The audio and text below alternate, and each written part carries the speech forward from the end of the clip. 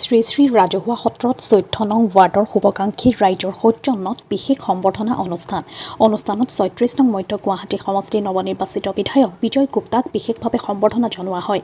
লগতে অনুষ্ঠানত বিগত বৰ্ষৰ দৰে এই বৰ্ষতো অঞ্চলটোৰ পৰা হাইস্কুল শিক্ষান্ত পৰীক্ষা আৰু উচ্চতৰ মাধ্যমিক পৰীক্ষাত ডিষ্টিংশ্যন সহ শিক্ষাৰ্থীৰে উত্তীৰ্ণসকলক সত্ৰৰ তৰফৰ পৰা সম্বৰ্ধনা জনোৱা হয়। উক্ত অনুষ্ঠানতে অলপতে সত্ৰৰ উদ্যোগত অনুষ্ঠিত হৈ যোৱা বসন্ত উৎসৱৰ বিভিন্ন শিতানৰ বিহু নাচৰ প্ৰতিযোগিতাৰ বিজয়ীসকলক বঁটা প্ৰদানো কৰা হয়।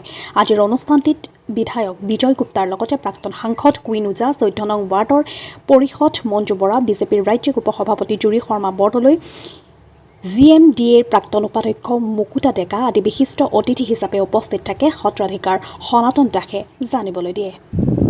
এটা বিশেষ দিন আমি ছাত্ৰ ছাত্ৰীক সম্বৰ্ধনা আগবঢ়ালো। ইয়াত আমি দেখা পালো যে প্ৰায় 85% বেছি থেকে আমাৰ নম্বৰটো পালে। সকলো ছাত্ৰ ছাত্ৰীক মই পুনঃ অভিনন্দন জানাইছো আৰু সকলো উজ্জ্বল ভৱিষ্যত কামনা কৰিছো। আৰু আজি এই আমাৰ বিশেষ সম্বৰ্ধনা অনুষ্ঠানত বিভিন্ন অনুষ্ঠান প্ৰতিষ্ঠানৰ বিষয়া আহিছে, কৰ্মচাৰীসকল ৰাইজ আছে, আই মাতৃসকল আছে, ছাত্ৰ ছাত্ৰীও আছে আৰু আমাক আনন্দিত কৰি তুলিলে।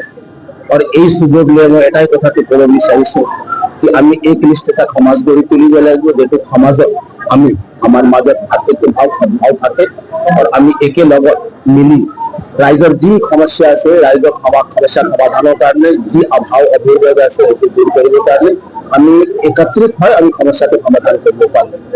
বাকী আজি এই অনুষ্ঠানত উদ্যোক্তাসকলক মই ধন্যবাদ জ্ঞাপন কৰিছো, কৃতজ্ঞতা জ্ঞাপন কৰিছো। আমাৰ মাজত এই অনুষ্ঠানত জনপ্ৰিয় পাৰ্ষদ মঞ্জু বৰা ডাঙৰীয়ানী আছে, আমাৰ প্ৰাক্তন আমাৰ গুৱাহাটী লোকসভা সাংসদ বিজুলী আমাৰ কুইন ওজা বাইদেউ আছে, হিৰেণ মেধি ডাঙৰীয়া আছে, প্ৰভাত দাস ডাঙৰীয়া আছে। সকলক মই শ্ৰদ্ধা জ্ঞাপিছো আৰু আপোনাৰ জৰিয়তে আমি অসমবাসী ৰাইজক এইটো আছে কি মই দেখা পালো যে আমাৰ সমষ্টিত পথ উপপথ পানী অলপ ক'ৰবাত পোৱা ডিষ্ট্ৰিক্ট লাইটৰ সমস্যা আছে। ৰাইজৰ আশা আকাংক্ষা আছে, অতি শীঘ্ৰে এইটো আমি দূৰ কৰিম। আপোনালোক জানে কি আমি মাননীয় মুখ্যমন্ত্ৰী বৰিষ্ঠ নেতৃত্বত আমি বহুত কাম কৰিছো, বহুত কাম কৰিব বাকী আছে আৰু আমি কৰিম। আপোনালোকে দেখিছে এটা সকলোৰে এটা হেৰি থাকে, বেলেগ বেলেগ কি ধৰণৰ হ'ব, ক'ৰবাত হালধীয়া ক'ৰবাত সেউজীয়া এনেকুৱা ধৰণৰ থাকে। এটা ইউনিফৰ্মলি মানে সজায়। মাননীয় মুখ্যমন্ত্ৰী ডাঙৰীয়াও তেনেকৈ এটা মনত ভাবিলে যে আমাৰ গুৱাহাটী চহৰখন ইউনিফৰ্মলি আমাৰ বনোৱা নাই, প্লেন চিটি নহয় নহয়নে। সেইকাৰণে তেখেতে এইবাৰ চিন্তা কৰিছে গুৱাহাটীখনক এটা নতুন ৰূপত সজোৱাৰ কাৰণে। সেইকাৰণে আমাৰ কপৌ ফুলৰ ৰংটো তেখেতক খুব পচন্দ হৈছে আৰু সেইকাৰণে চেষ্টা কৰিছে যে মেইন ঠাইখিনিত অন্তত আমি বাহিৰত যেতিয়া যাওঁ ফৰেষ্ট কেণ্ডিডেট ইউনিফৰ্মলি ঘৰবিলাক বনায়, ৰং বগা হ'লে বগা বা যিকোনো ৰং এটা। সেইকাৰণে আমাৰ চহৰখনক সজোৱাৰ কাৰণে তেখেতে এটা প্ৰচেষ্টা কৰিছে। ইয়াত আমাৰ ৰাইজৰো সঁহাৰি লাগিব। সেইকাৰণে আজি আপোনালোকৰ জৰিয়তে মই ৰাইজক আহ্বান জনাইছো, মুখ্যমন্ত্ৰীয়ে যি প্ৰচেষ্টা লৈছে, যি আশা কৰিছে সেইখিনিতে আপোনালোকে সহযোগ কৰে আৰু আমাৰ আছে নহয় আমি সকলোৱে লগ লাগি গুৱাহাটীখন সজাই পেলাই কিয়নো শ্ৰী শ্ৰী ৰাজহুৱা সত্ৰ এটা ব্যতিক্ৰমী অনুষ্ঠান। সেই অনুষ্ঠানৰ মাধ্যমেদি অসমৰ বিভিন্ন অনুষ্ঠানৰ বিভিন্ন সদায় ব্যক্তিৰ লগত আমি যোগাযোগ কৰি আমি বিভিন্ন কলা কৃষ্টি গুৰুজনাৰ আদৰ্শেৰে আমি অনুপ্ৰাণিত হৈ থকা মানুহখিনি আগবঢ়াই উঠি অহা প্ৰজন্ম আগবঢ়াই নিয়াৰ আমি প্ৰচেষ্টা ৰাখোঁ। তাৰ লগতে আমি শিক্ষা জগতৰ লগতে আমি সম্পৰ্ক ৰাখোঁ। আমাৰ প্ৰতি বছৰে উচ্চতৰ মাধ্যমিক হাই ছেকেণ্ডাৰী পৰীক্ষাত 85% নম্বৰ পাই যিসকল ল'ৰা ছোৱালী উত্তীৰ্ণ হয়, সেই ল'ৰা ছোৱালীক আমি প্ৰতি বছৰে আমাৰ সত্ৰৰ তৰফৰ আমি সম্বৰ্ধনা জনাওঁ। আৰু এইবুলি আমাৰ এটা বিশেষ সৌভাগ্য মিলিছে আজি এনেকুৱা সুন্দৰ দিনত আমাৰ 36 নং মধ্য গুৱাহাটী বিধানসভা সমষ্টিৰ সন্মানীয় বিধায়ক বিজয় কুমাৰ গুপ্তাদেৱক আমি আজি এই কৃতি ছাত্ৰী ছাত্ৰ ছাত্ৰী সম্বৰ্ধনা অনুষ্ঠানত আমি তেখেতক আমি উপস্থিত পাইছোঁ আৰু তেখেতৰ হাতেৰে এই সম্বৰ্ধনা জনাবলৈ আমি বেছি ধন্য মানিছোঁ। লগতে আমি তেখেতে এই অনুষ্ঠানত আজি তেখেতক আমি সম্বৰ্ধনা জনাইছোঁ, MLA আমাৰ বিধায়কক। গতিকে আমি তেখেতক এই অনুষ্ঠানত তেখেতে আমাৰ অনুষ্ঠানত থাকি আমাৰ অনুষ্ঠানটো অতিকৈ খুব কষ্ট বৃদ্ধি কৰিছে। আমি গৌৰৱান্বিত হৈছোঁ।